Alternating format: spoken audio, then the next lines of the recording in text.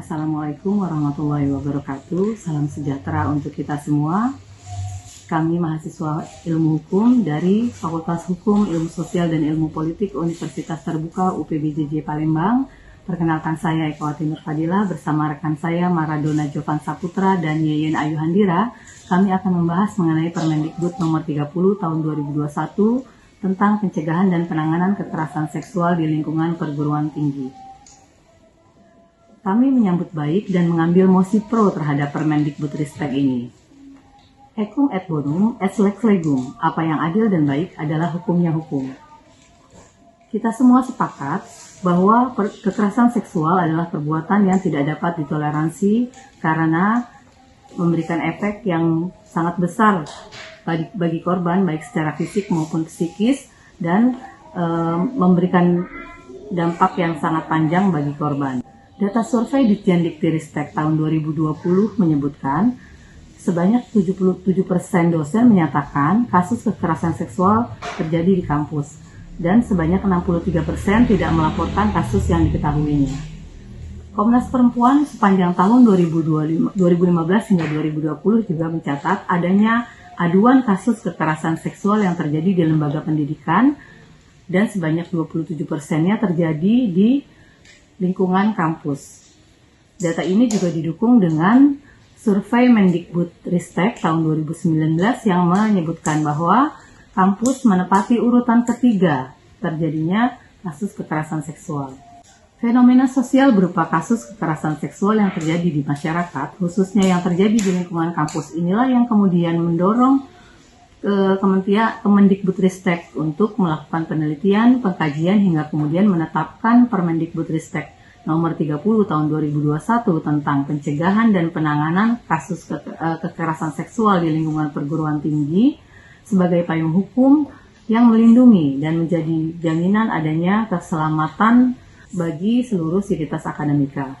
Kami juga mendukung Permendikbudristek ini melihat urgensinya bahwa saat ini Indonesia dalam kondisi darurat kekerasan seksual di lingkungan kampus yang melihat dengan tingginya persentase kasus yang tidak terlaporkan, yang menunjukkan bahwa terhadap kekerasan seksual ini sulit dilakukan pembuktiannya. Kami menghormati hak generasi penerus untuk merdeka belajar dan belajar dengan perasaannya aman hingga tingkat pendidikan tinggi.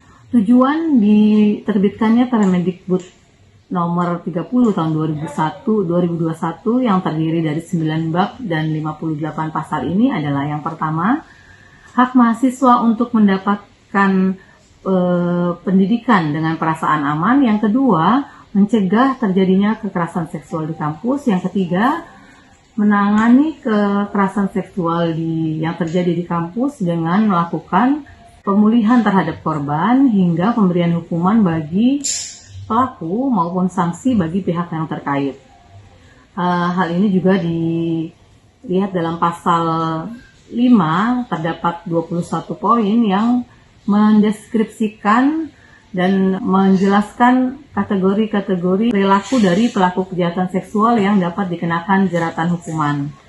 Jadi bukan hanya terhadap pelaku saja, akan tetapi setiap pihak yang mengetahui adanya tindak kejahatan kekerasan seksual namun tidak melaporkan kepada pihak yang berwenang juga dapat dikenakan jerat hukum dengan Permendikbud ini. Secara ringkasnya, inti dari Permendikbudristek ini adalah dari pasal 1 hingga pasal 5, di situ ada penjabaran definisi, ada sasaran perilaku, hingga perilaku yang masuk kategori kekerasan seksual. Lalu dalam pasal 6 hingga pasal 22 dijelaskan secara detail tentang pencegahan, penanganan, hingga upaya pemulihan terhadap korban apabila terjadi tindakan tersebut, dan hak-hak korban maupun saksi, dan upaya-upaya yang dapat dilakukan terhadap tindak kekerasan seksual. Lalu dalam pasal 23 hingga pasal 37, di situ didorong agar institusi perguruan tinggi memiliki setidaknya 1 unit satgas yang akan melakukan tindakan pencegahan, penanganan, dan perlindungan dari tindak kekerasan seksual, ya. Lalu yang terakhir adalah dalam pasal 38 hingga pasal 58, di situ disebutkan upaya aktif dari seluruh sivitas akademika dalam melaksanakan amanat Permendikbud ini. Sebagai bukti keseriusan pemerintah terhadap kejadian-kejadian kekerasan seksual yang terjadi di kampus adalah juga di situ dalam pasal 19 di situ disebutkan apabila perguruan tinggi tidak melakukan tindakan atau tidak melaksanakan amanat Permendikbud ini akan dikenakan sanksi administratif yang berupa yang pertama itu adalah penghentian bantuan dana atau keuangan maupun sarana prasarana bagi perguruan tinggi, hingga yang kedua sanksi itu berupa penurunan tingkat akreditasi bagi perguruan tinggi tersebut. Dengan dilahirkannya Permendikbud ini, secara pribadi saya menyambut baik dan mengapresiasi pihak kementerian. Karena ini adalah sebagai suatu landasan hukum dan juga kepastian hukum yang jelas tentunya bagi para korban.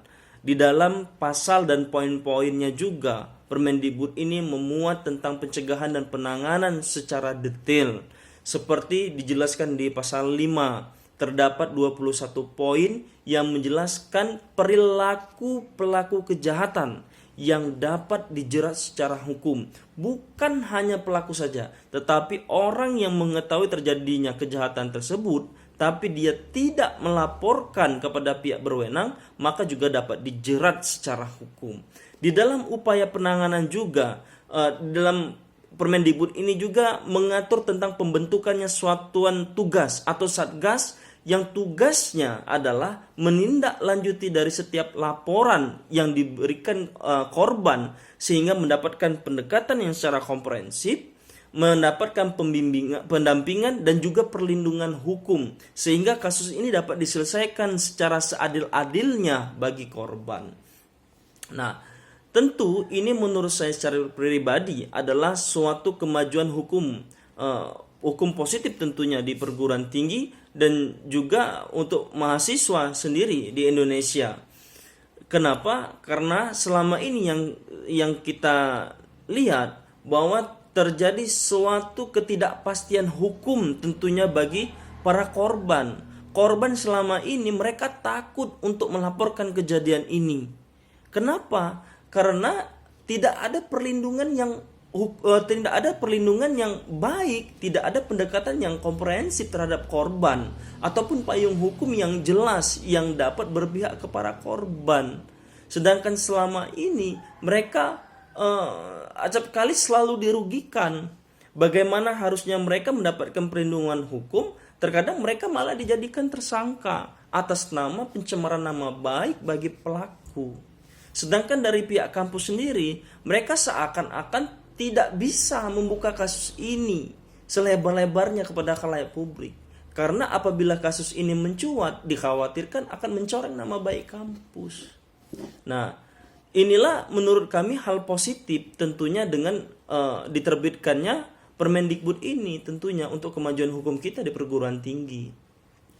Tentang adanya suatu frasa yang mana dijelaskan di pasal 5 tanpa persetujuan korban yang dianggap sebagian masyarakat juga itu sebagai melegalkan zina, maka bagi kami tentu tidak sependapat. Karena analogi saya berbicara bahwa dengan dilahirkannya Permendikbud ini ataupun tidak, bahwa aktivitas zina itu tetap dapat dilakukan.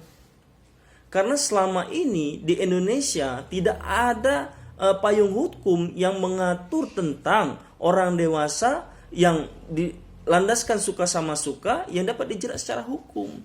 Di Indonesia ada dua menurut saya, yaitu KUHP pasal 248 tentang persetubuhan yang dilakukan yang masih terikat suatu perkawinan yang sah. Kemudian ada juga Undang-Undang Perlindungan Anak pasal 76 yang mengatur bahwa setiap anak di bawah 18 tahun akan mendapatkan kepastian hukum, perlindungan hukum, bahwa mereka dianggap sebagai korban, tidak ada alasan suka sama suka. Nah, tentu menurut kami Permendikbud ini murni secara substansinya adalah sebagai upaya pencegahan dan juga penanganan di dalam kekerasan seksual di lingkungan perguruan tinggi.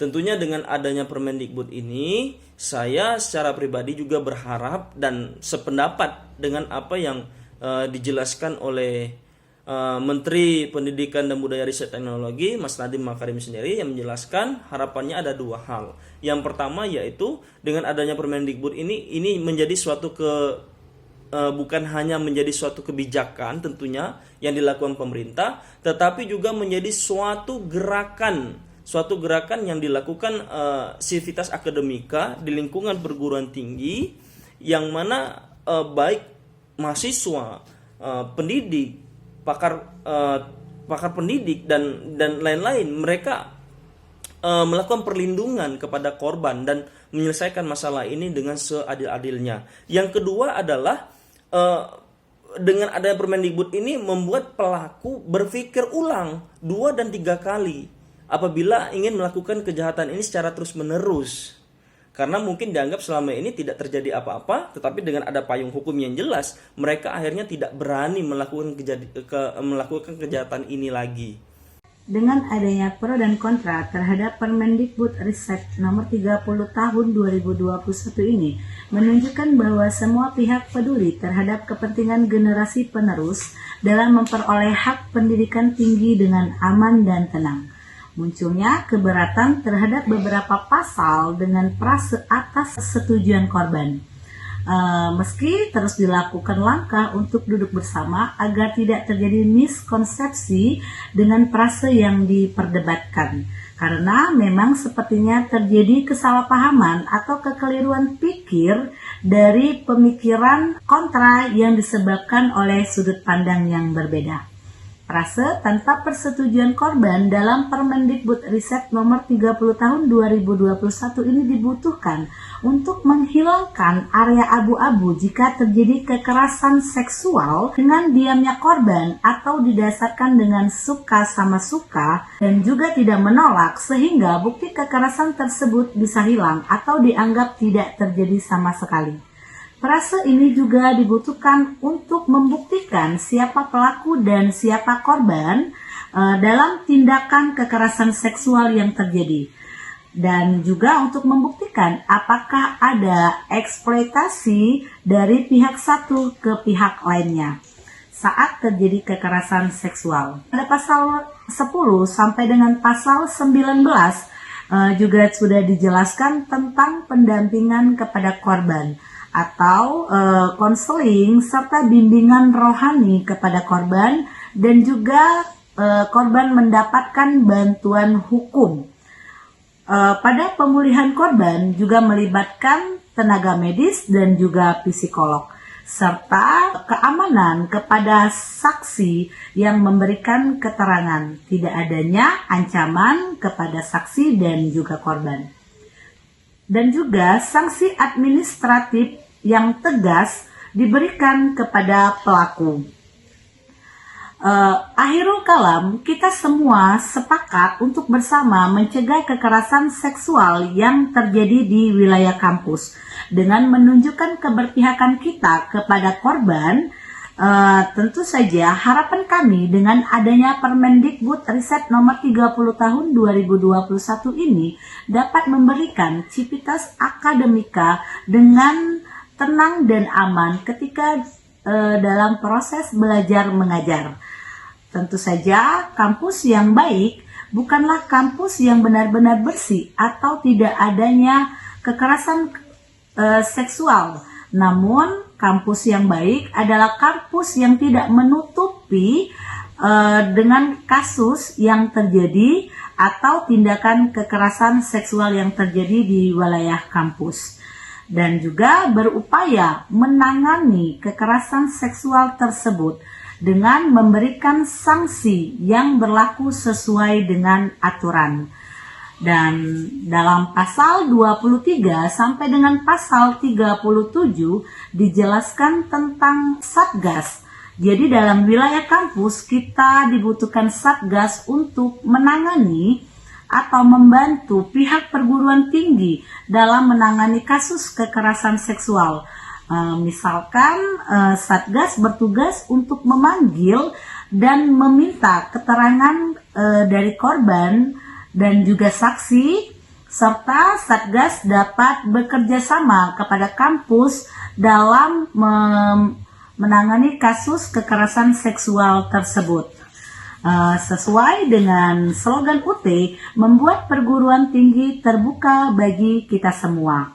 Maka dengan adanya Permendikbud Riset nomor 30 tahun 2021 ini, kita bersama membuat pendidikan tinggi menjadi tempat yang aman dan tenang. Demikianlah, Waalaikumsalam warahmatullahi wabarakatuh. Salam sehat untuk kita semua.